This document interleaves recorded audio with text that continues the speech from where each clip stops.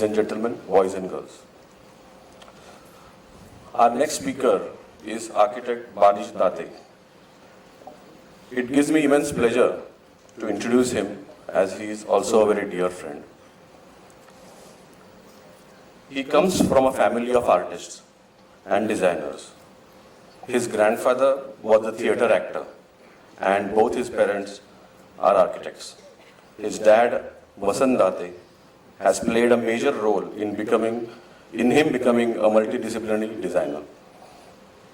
Barish studied architecture under architect Sen Kapadia and architect Hema Sanklia at KRVIA, Mumbai. And then he did his post-graduation from IDC IIT Pune, mentored by Kirti Trivedi and Ravi Hasra. He co-founded Graphics and Beyond in the year 2002, maintaining a steadfast focus on wayfinding, signage, and branded environment. Barish has been a speaker at the International Roundtable of SEGD and also has co-chaired the conference last year. SEGD, the Society of Experimental Graphics Designers, is a 50-year-old US-based organization that represents the community of such multidisciplinary designers working at the cross-section of architecture, product design, and communication design. Very recently, he has won the first prize in global competition floated by Ayodhya Development Authority for wayfinding strategies and design for Ayodhya city. Let us see a small AV. Please, round of applause.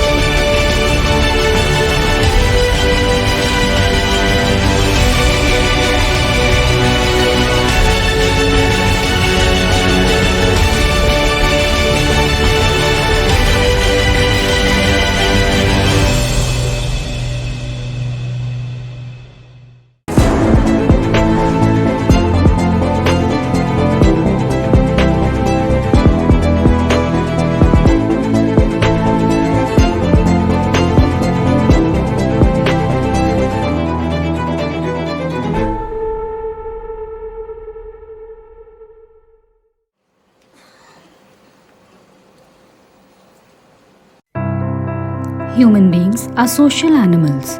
We have been living amidst and interacting with each other for eons, so much so that we couldn't imagine an alternate reality. So, when all of us as mankind was locked up in our personal spaces, anxiety grew exponentially. We were restricted to our personal bubbles in seclusion, and social interaction went into a coma.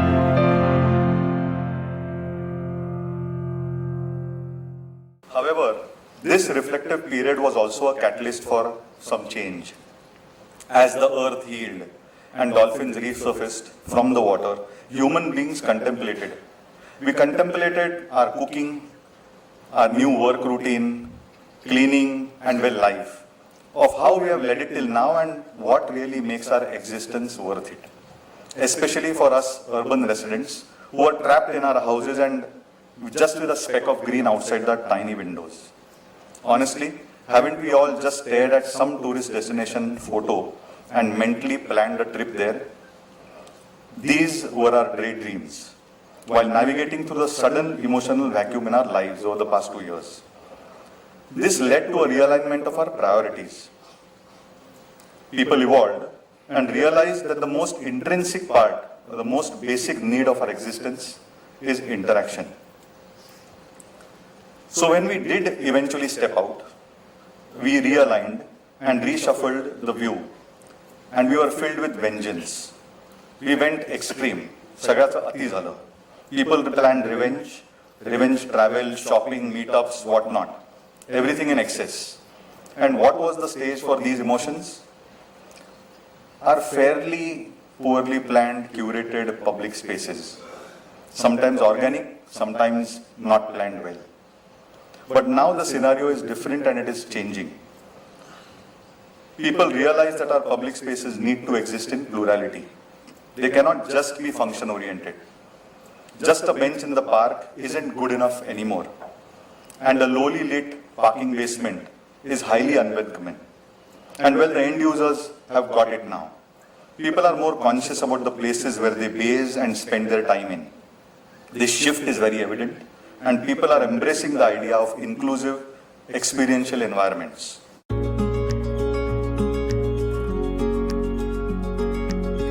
This evolved stance has greatly motivated designers and planners alike to bring the talks out of the project juries and into the real time, the mainstream everyday spaces.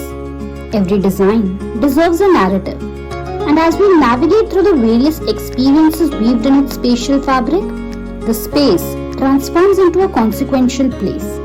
And now, we witness that well-curated public spaces are treated to become something equivalent of an experience center. It does make you wonder, doesn't it, if experience shall follow function soon.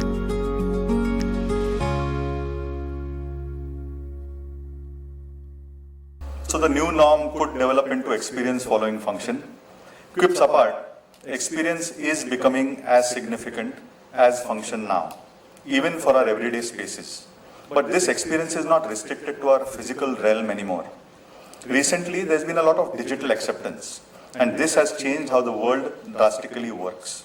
It has changed the way we dwell and perceive our context now, for the good. We today have VR, which is big today, which is going to be bigger tomorrow.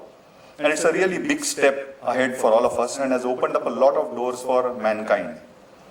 But at the same time, we do wonder, is it enough? Can technology truly satiate our human need for touch and feel, the need for tactile? Can it substitute the human experience of a handshake or an eye-to-eye contact? Can it replicate our response to various materials, textures, or surfaces? No, it cannot, and it never will, at least not in its entirety. It is a very innately human character to crave tactility. So in this rapidly digitizing world, what other incentive does a person have to step out? Well, we have stories, we have spatial narratives, interactions, and human experiences. After all, we now know that video calls cannot replicate a big hug or a firm handshake. That scrolling through Swiggy is not the same as placing an order in a restaurant holding a physical menu. And that navigating or spending a day in the mall is often more pleasant than online shopping. All these are possible only when we step out into the real world. Considering all this, what should be our take on placemaking and wayfinding? Public spaces are meant to be vibrant, passionate, optimistic, and driven by context and feelings. Placemaking is what separates a joyful experience from a regular one, a memorable day from the mundane, the cheerful air from a silent setting, and a hyper-local familiar place to a typical transit point. It can turn a routine into a celebration. So these curated environments which are the backdrop to social interaction, should now play a more active role.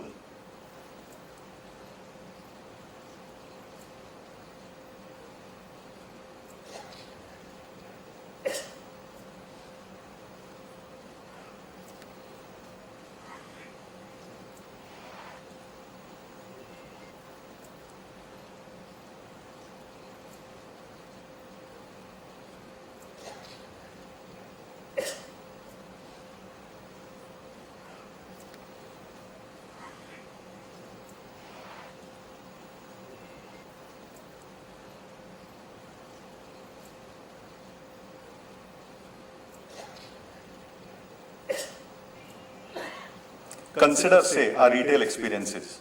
The various placemaking initiatives in a mall during festivals draw in half their footfall. They are responsible for uplifting the mood, bringing out the festive spirit, and providing instances for interactions. From clicking selfies near graphics or being in awe of an installation, to just slowing down, to take in the joy, enjoy the moment. Placemaking can change the perception of a space and its memory. It can tell stories, educate, navigate, and just bring in so much optimism.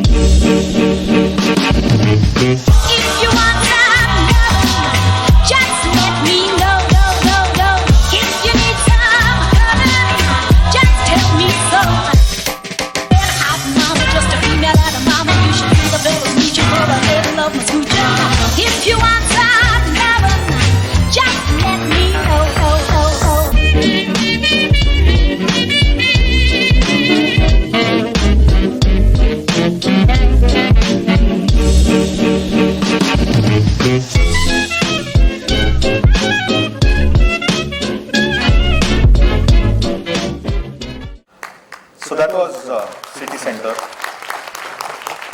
City Center New Town in Rajarat, Kolkata is a crown jewel amongst the malls in the northeast, located in Kolkata. It's a placemaking initiative. It's a mall designed and envisioned by a visionary client called Harshvardhan Neotia. And it's a result of a highly collaborative teamwork with Kapil Balla and the team at Search. And of course, a whole lot of talented Bengalis. A team from our office had gone and stayed in Shantiniketan for more than a fortnight, working and collaborating with artists and fellow designers from Shantiniketan.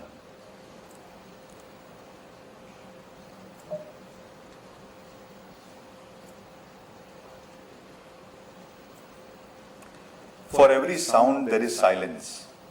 In our craft, for every spontaneity, we crave serenity. Serenity is shaped by absolute silence, which one gives oneself. So how do we as designers carve out such introspective spaces? How do we create a sanctuary for solitude? I believe from our end, it is through the power of restraint. A restraint that we exercise not by intruding into space, but by being non-existent, by camouflaging. Such ideas challenge the very idea and role of wayfinding, but so what?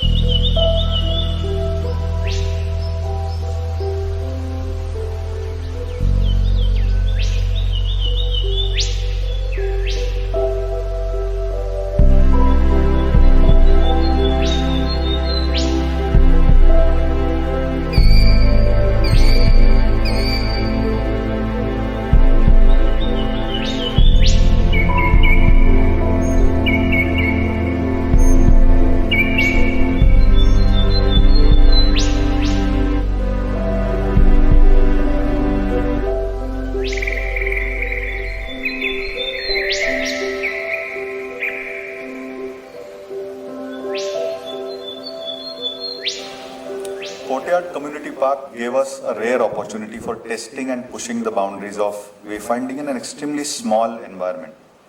An opportunity to exemplify that for every figure there is a ground, for every colored part of the canvas there is an empty part, and for every existence there is nothingness.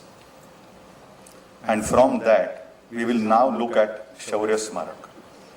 So this project really wasn't one where we could scope out the work. It was intrinsically about gelling, about merging, about camouflaging with the design team and doing elements or developing stuff that were not really missed out but would add character to the place. It all should be as if it's all designed by one master planner, one team, seamlessly. It's all about being intuitive, integrated and seamless.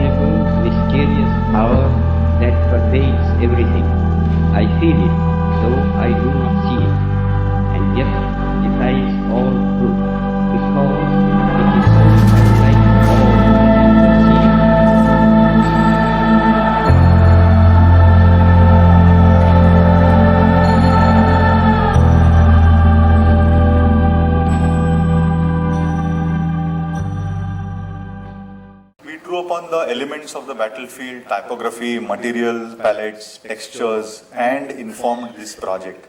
So that was Shaurya Smarak. Lastly, is an engagement, is an exercise, it's not a project, which is in an evolutionary state. We are currently working with the teams on it.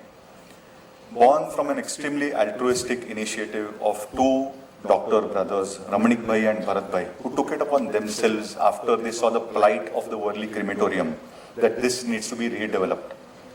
It is a very one-of-a-kind project.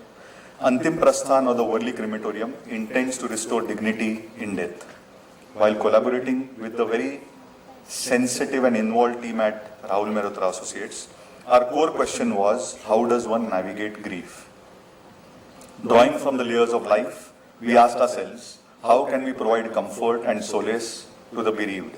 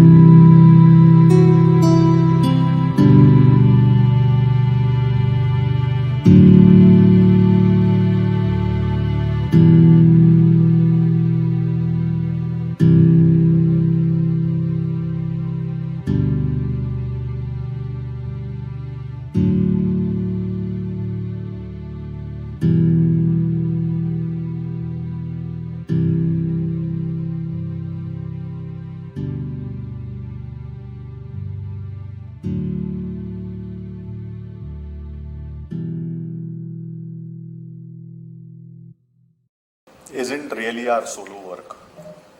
It is a result born from collaborating, working hand in hand with a varied set of actors and integrating from all their acts for all of us to see the play that they call the place, the final destination. It is only through these plural interactions with clients, patrons, architects, other designers, lighting designers, landscape artists, engineers, vendors, welders, mold makers, die makers, and the final person on the field, and so many more people. Because of them, we can work towards developing tailor-made ideas while integrating into the visual vocabulary of the actual project. Over the past 20 years, we have seen multiple transitions, but now what we can see is recently we can see a very distinct transition in the psyche of clients and fellow designers. Saying, let's work together, let's work as a collaborative. And it is because of this shift, this transition, that we are in a more inclusive, team-oriented ecosystem, now as placemakers and otherwise. And so we look to a more collective tomorrow. My parents always prodded me to explore the unbeaten path. We have been extremely lucky to have embarked on this journey, which was full of surprises, learnings, mistakes, and it continues. Must thank all the patrons and clients and encouraging architects and fellow designers, without whom this journey wouldn't have been possible, and it continues. Also a big shout out and thanks to the team at GB, which has been passionate, aligned and focused in the space of branded spaces, wayfinding and signage. And we must also, since there's a younger generation, also be respectful of that final laborer on the field, maybe a kadiya, sutar, mason, welder, without whose involvement and alignment none of this is ever possible. May it be the Taj Mahal or may it be a Kodyat Community Park. So let's be aware of them too, and a big thanks to everybody. Thank you so much for this opportunity, attention, IIA and the audience.